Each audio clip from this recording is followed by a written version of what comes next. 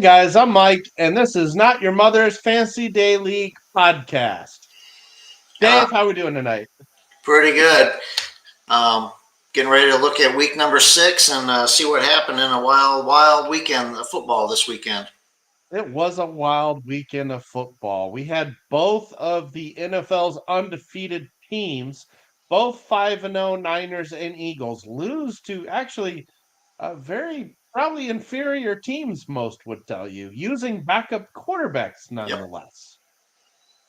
So pretty wild, pretty wild. Niners with a chance, missing that kick late against a PJ Walker led Browns team. And there he is. Hey, Jason, welcome. Hello, hello.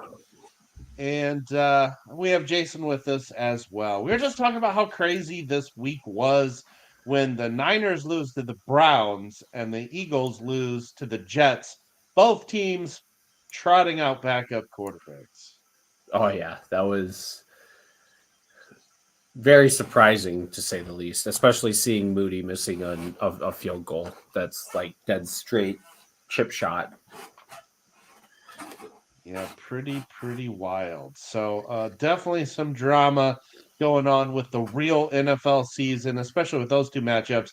How about the Giants trying to make it a game against the Bills last night too? The Man, Bills got away. The Bills got away with a PI there in the end zone. That they was that Bill, was Bill's, got, pretty Bill's got away with one. pretty blatant. they definitely did. And Nick will escape as a survivor in our survivor pool. I was rooting for the Giants. We could have eliminated him, and I would have been standing victorious had that happened. So I was very much rooting for that. But that didn't happen. So that being said, we got some matchups to jump into here. So we're gonna dive right in. Do we want to As start always, matchups or trades? Because we ooh, did we have can quite do a few trade. trades go off this week. Yeah, let's talk about Uh, the trades. Since Jason's here, Jason had his hands full with the trades this week. We'll talk about the trade that you're yeah. not involved in here. And that was between the Texans and the Broncos. And the Texans picked up, another quarterback, Jameis Winston, defensive end Matt Juden, Eric Kendricks, linebacker, cornerback Kendall Fuller, but he picks up a 2024 first round pick. And he ends up giving up to the Broncos, Tyler Boyd, a receiver, another receiver, St. Brown, and that paid dividends today, but we'll get to that later.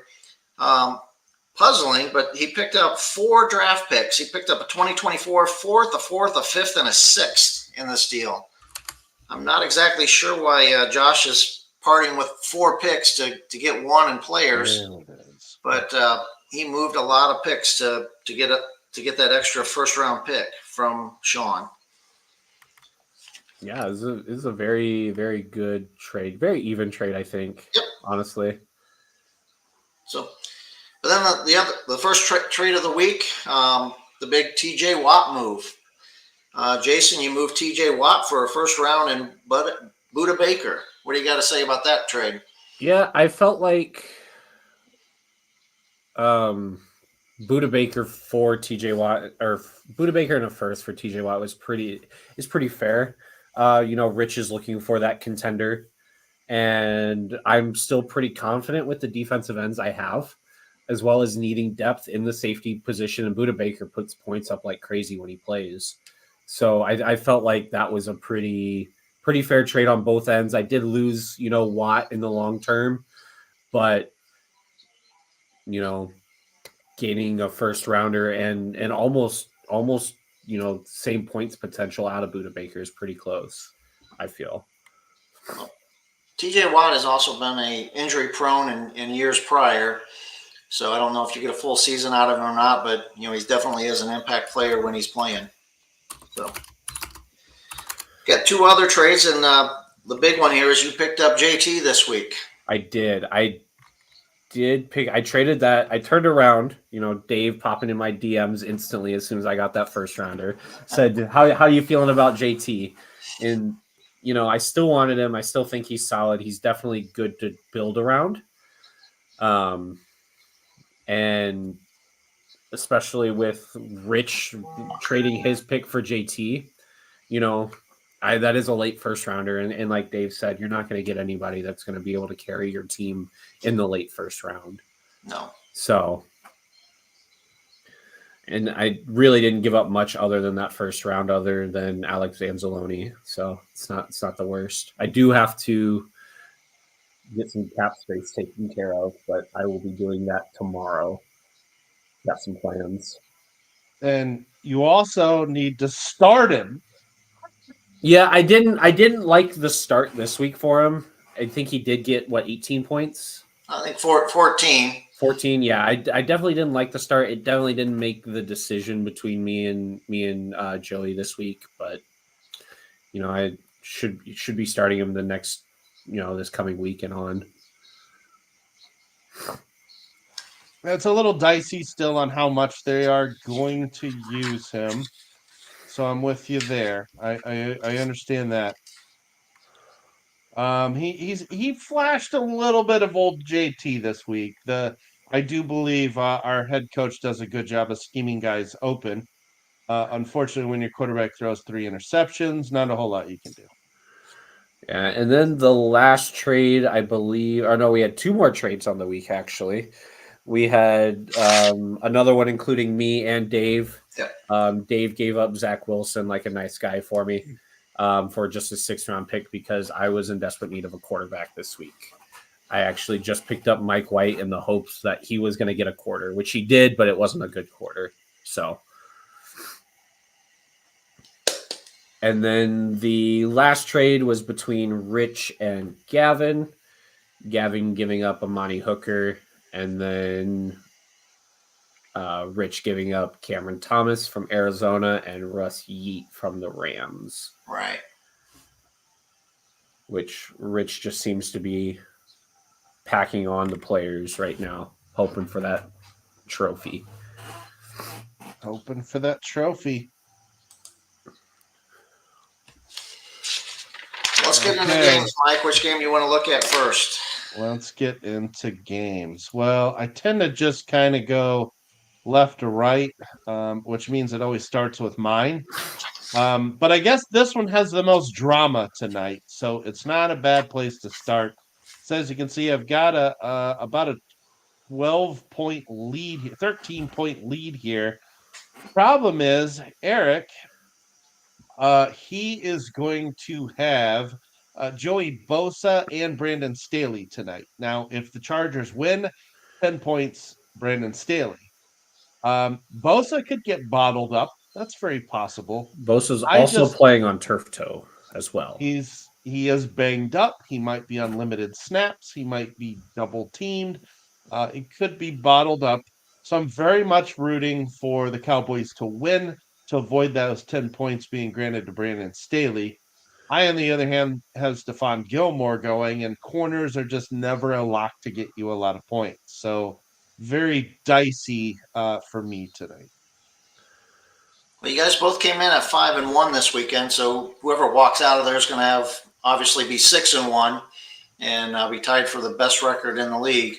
So it's still a game. Well, 13 points, it can go either way. It's probably going to be late before you figure that one out tonight. It may even come down to stat corrections as well. It could. There's a couple things I could have done differently here. The first and foremost being Denzel Perryman didn't even sniff the field. That's news to me. He's been getting a good portion of the snaps whenever he's been healthy in Houston.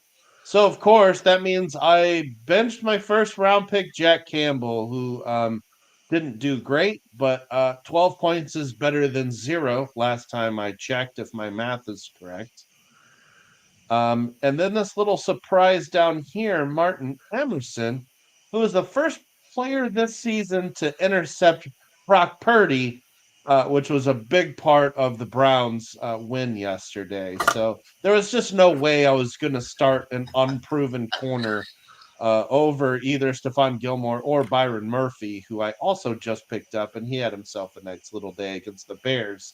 That was just, I knew I was starting Byron Murphy against the Bears. That was going to happen. So can't overanalyze too much here, but yeah, I should have started Campbell. So Well, it's going to be late before this one's figured out tonight. It is. So there you go. That's the drama there. That probably is the one that has the most on the line for tonight.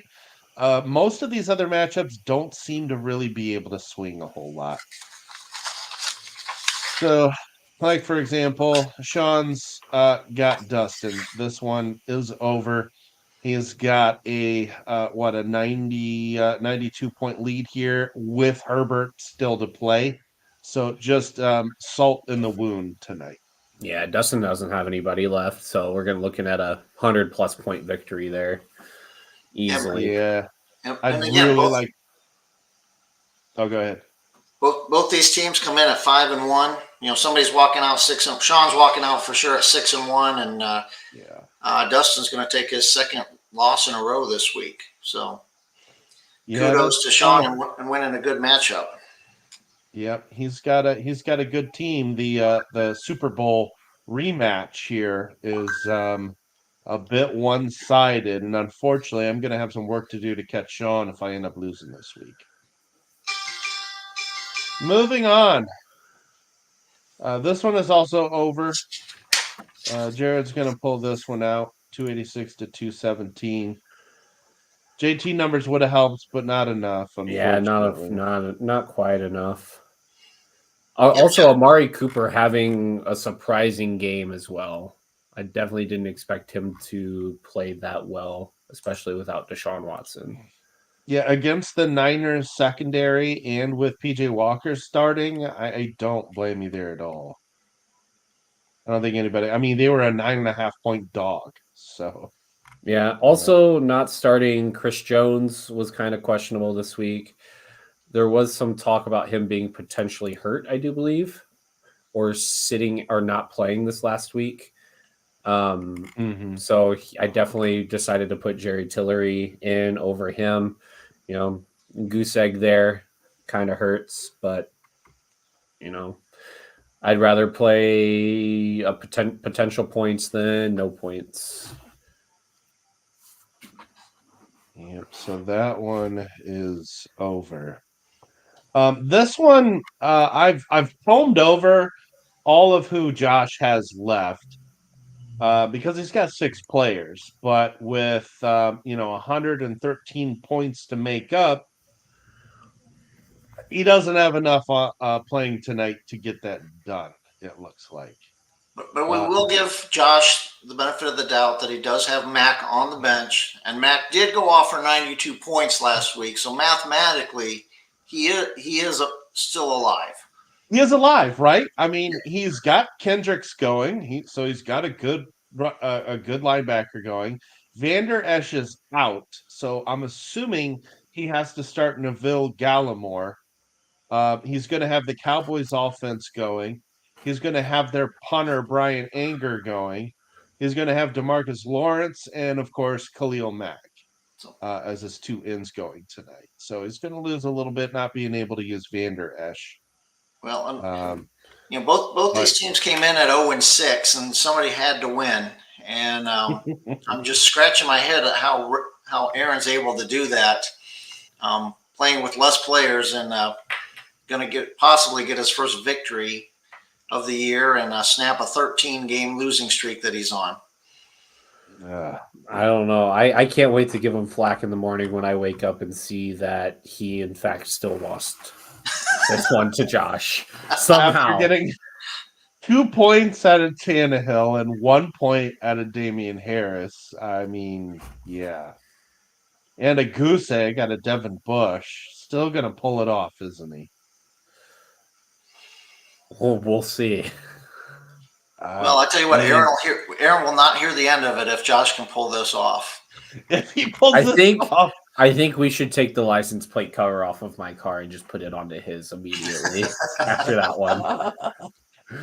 Man, 6.3 points out of Justin Fields. In Josh's defense, Justin Fields did have 2 absolutely incredible games the last 2 weeks in a row. I considered starting him in several other leagues as well. I took the Bears and Pick'em. In fact, everybody took the Bears and Pick'em. The Bears should have beat the Vikings at home this weekend, so I don't fault him starting Fields at home against the Vikings whatsoever. They just, unfortunately, yeah, that they didn't come to play. Uh, Well, and regardless, somebody's getting their first win tonight. somebody has to. Somebody's gonna pop into the win column like Fields had to pop his thumb back in. So, So all right, moving on. Let's talk about the We have surprise of the week, let, let, honestly. go to the next game here, and we're talking about teams who haven't won yet. And we got to talk about Baltimore Gavin. yeah, Gavin comes in at 0-6 in this game against a 3-3 Joey and his Patriots. And when the dust, oh, by the way, Joey was favored by 48 points in this game. Ooh. And they both got 3 players left. Gavin's got the lead of 36 points. I'm guessing Joey's got CeeDee Lamb, linebacker Damon Clark, and the cornerback Asante Samuel left on his bench. And That's what I had. I'm guessing that Gavin's he's got his place kicker, probably Dicker, and he played linebacker Dayan Henley, unless he's got to move up his sleeve, who hasn't scored a point all year long, and cornerback Michael Davis. And we'll see if he can hold on to this 36-point lead tonight and get Gavin his first win of the year. I will say before he wins tonight, Gavin is in line to get the license plate, though. Even with 2 other 0-6 teams, he does have the lowest points for in the league. Worth noting, he also benched Justin Tucker. Player studs. That's the best kicker in the game. Player studs.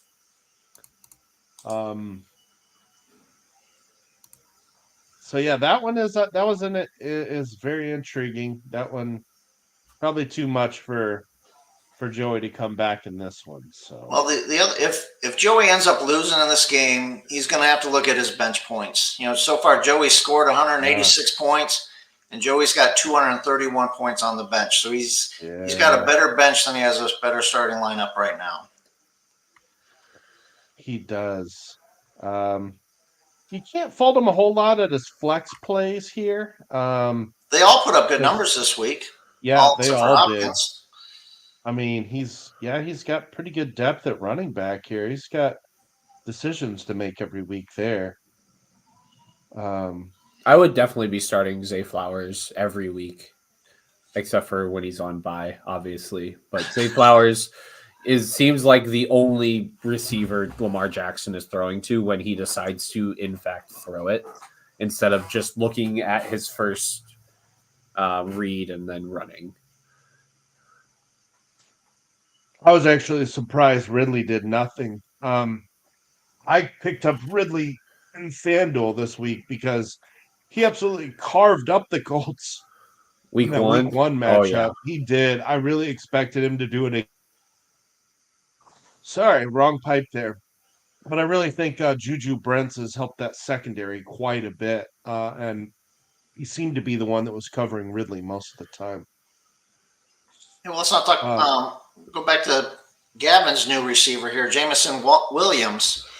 This is this is his first or his second game back, and he scores a touchdown right away. Spent the whole year last year on the IR. Yeah. And then got suspended at the beginning of this year. Yeah, and then the poor Lions, they get one guy back, and then David Montgomery goes down for him, which is really the only reason I have a chance, quite honestly. He's on Eric's team. If David Montgomery played a full game, I'd already be losing. So a little bit of luck there. Okay, moving on to our next matchup. Where were we? We're at this one where our co-host here is in desperation mode. Not yet. Man, this one just gets nasty. Man, I 3 weeks ago I was 3-0, then I had to play the AFC East, and I am about to go 0-4 against the AFC after Rich puts a smackdown on me. We both got 3 players left tonight, but I just can't overcome Raheem Mozart's 3 touchdowns. This weekend, every time I looked at my phone, looked at the update, Mostert was getting a touchdown. I'm like, I already saw that highlight. Nope, there's another one. Dude puts 43 points up on me, which is pretty much the difference in the game right now. Yeah. Yeah, it is. I do have a feeling that Raheem Mostert's probably going to have one of the better fantasy football years for a running back we've seen in a long time, actually. Just because of the pure production that he's fast, and from the game, granted it was Carolina, but they couldn't bring him down. Mm-mm. Just like McCaffrey, that first contact, he's breaking every time. And he's getting 3-4 yards after that first contact, at least. There's a couple things that will work against Mostert setting any records. One is Devin Achane when he gets back, because that kid is a weapon. I would want to be giving He him. isn't projected to come back for at least 5 more weeks, though. Number 2 is Mostert's health himself. He has been mired on that IR throughout his career. And I love the guy, Mr. Purdue undrafted here, but yeah, his own health has been a big problem for him throughout his career. Well, you ought to give a shout out to the Miami line. Looks like just about any running back could run through that line. Seriously. Oh, yeah. Yeah, pretty much. Whoever, if you can get a Dolphins player that's involved in that offense, they're going to put up numbers right now. Mike McDaniels knows how to scheme. That's for sure. So yeah, unfortunately, Dave is probably going to find himself at 3-4 by Yep. week's end. I'm feeling it already. So, moving on. This one is pretty much over as well, with a 43-point lead. Jeremy only has Austin Eckler back after 3 weeks out. It is doable, but it is definitely doable. He would have to put up Mostert numbers almost identical. If I look at Mostert's numbers, he had 17 for 115, 3 touchdowns, 3 receptions. He would definitely have to put up Mostert numbers to pull this out. He is certainly capable. Eckler has been one of the best running backs in the league for several years now. And the thing about him, too, is that he is the type of running back where when their team is behind and they are forced to throw it, Eckler is still very much a weapon in the passing game. He is one of the few, one of the few running backs that I would trust catching passes consistently. Yeah, so in garbage time, he's actually maybe a bigger weapon. Well, the other thing is, if Dan's got this team going in the right direction and he pulls this win off, he's going to go 4-3. He's going to be tied for first place in our division. Mm-hmm. With McCaffrey going down, Dan may be the hottest thing in the AFC North right now. So yeah, that is most likely what's going to happen, as this Eckler explosion is less likely than Dan securing that victory this week. And then the one that I'm sure Dave is most excited about is this one that is also over. Well, I like that one because Nick came in as a 31-point favorite in this one, and this one is over. With Braxton up by 13 points, he still has Dak to run tonight. He still got his quarterback to play. As long as Dak doesn't throw any 3 or 4 interceptions and goes negative 13 points, he ought to be good to go here. The amazing thing here is Braxton has now won 5 games in a row. Probably one of the hottest teams around. Braxton's 5 wins in a row, and he even started a linebacker who's on the IR, which is a no-no in our league. Oh yeah, looking forward to that salary cap hit that's going to happen. Yeah, so Milano on the IR, the main reason Dorian Williams is getting playing time, Nick. But also, this guy benched Travis Kelce. How do you bench Travis Kelce in this league? I'm sorry, but it doesn't matter how much you hate Taylor Swift and all the conversation about her. You can't bench Travis Kelce. Now you can, and he did, and he still won. I'm pretty The sure number of times wasn't there discussion on Travis Kelsey not playing this week though due to injury? No, I, I don't uh, I don't know what Braxton's decision was, but prior to Thursday night football, that he was still questionable. hold on. It was a game time decision. I'll pull it up. I'll look at his notes, see if he's was questionable or anything. Said he was still on a bum wheel. That was 3 days ago, but I Let's see. think I'd still At 7:01. So roughly a half hour before the game on Thursday night. Or no, roughly an hour before the game on Thursday night, he was officially activated or active. Sorry. I would rather start Travis Kelce on a bum wheel than Braxton Berrios and all cylinders firing. I don't know. That But man that's returns a just me. kickoff for a touchdown or returns a punt for a touchdown, especially against Carolina. You know, that's points. Big points.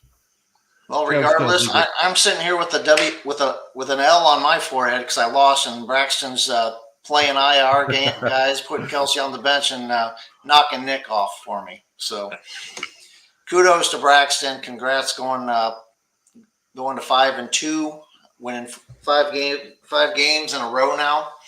So Braxton's doing something right, whether he needs Travis Kelce or not. So doing something right. And I just want to add to the whole drama of tonight where I talked about this earlier. You've got two teams going tonight that when they need to win, don't.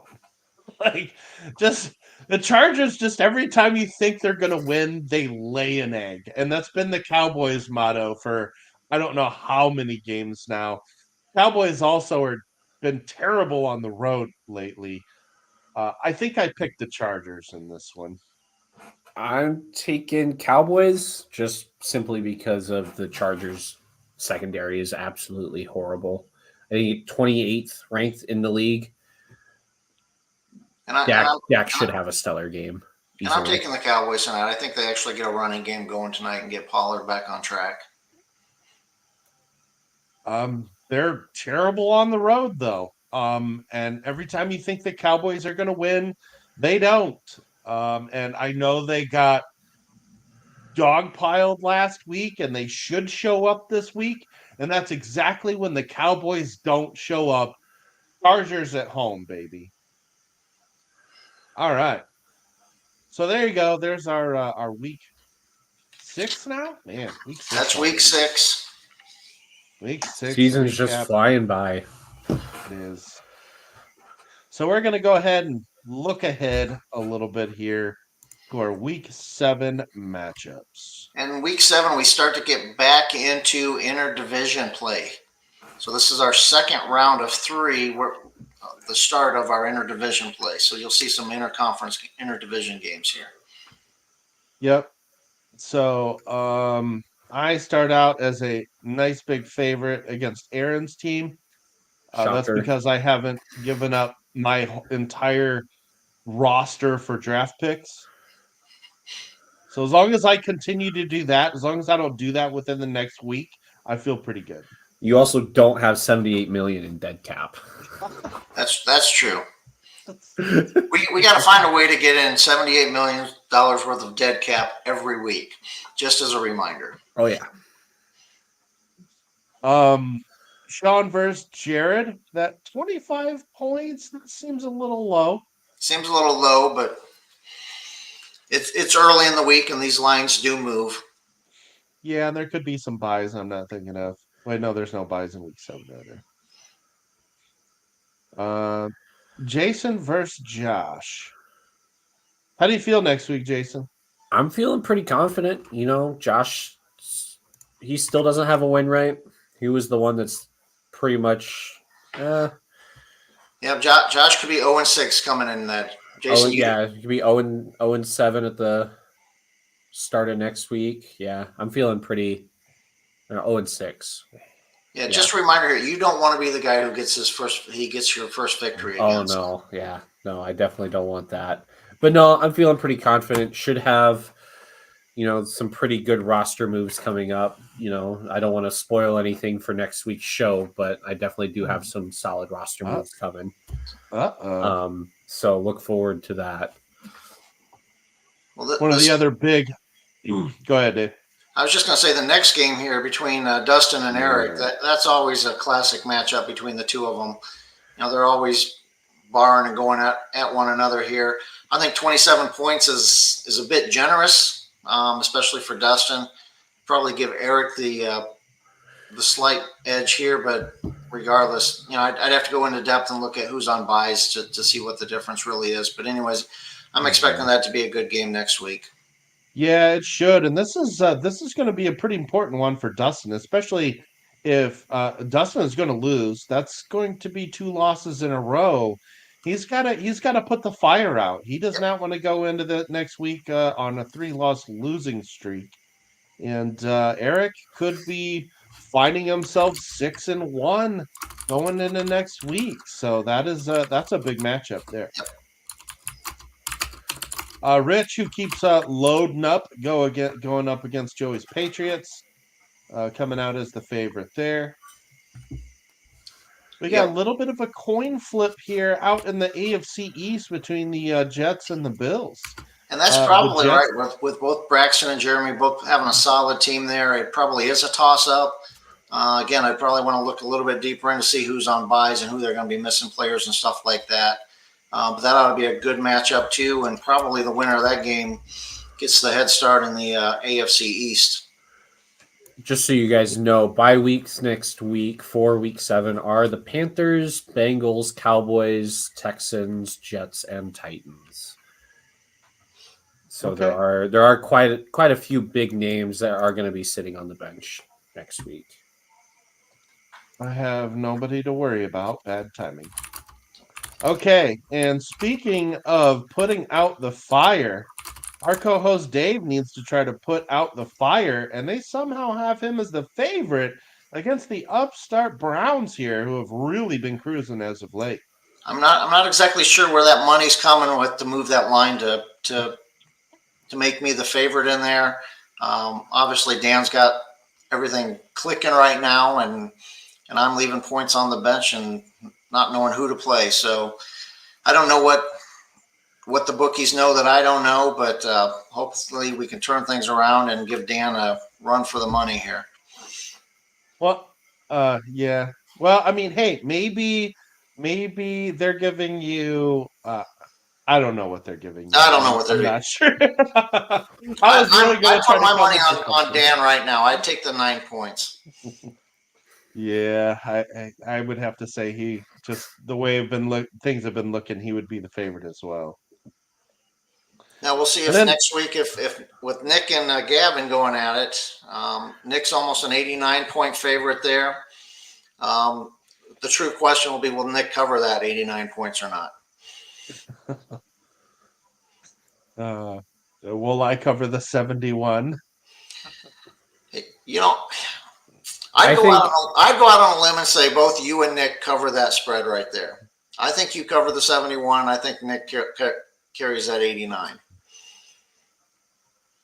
Yeah, it's pretty close, pretty realistic. I do think Mike's more likely to cover than Nick is, but depends if McCaffrey's not able to play. Nick may have to go find another horse to ride around if McCaffrey's not going to get him a touchdown every week. Yeah, I don't think McCaffrey will play next week. I think the standard oblique strain's 1, maybe 2 weeks max.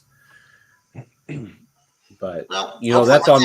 Hopefully, McCaffrey will be out for 2 weeks because I don't want to get too far ahead of myself. But there is another Bengals Steelers rematch coming up here in 2 weeks. So, yep, it's down there, isn't it? Yeah, Nick's always complaining. I catch him on off weeks or bye weeks, so I'll take whatever advantage I can get. Well, you're gonna need to get a win in your column here before you meet up with Nick. So I don't know. Maybe the MDFL is sensing that your team is motivated to get out of the loss column there, Dave. I hope so. I did have an interesting stat that I looked up today. I actually have more losses to Gavin than what I do to Nick. So I wanted to remind that of Nick, and now I'll make it public just so he knows that Gavin's beaten me more times than what he has. Which is greater than 0, correct? Yep. Got it. Anytime we can throw the commission under the bus, it's a good stream. It is. All right, guys. So that is our recap of week 6 and preview of week 7. Anything else to add? Anything you guys are looking for tonight? Well, I just need Parsons and Pollard to go off tonight. Maybe get me 100 points or something like that. Make it a challenge. Good luck to Josh, and good luck to Aaron holding on to possibly his first victory of the year. And even though I think the Chargers are going to win, I'm still pulling for the Cowboys. I need the Chargers to lose, and I need Bosa kept in check.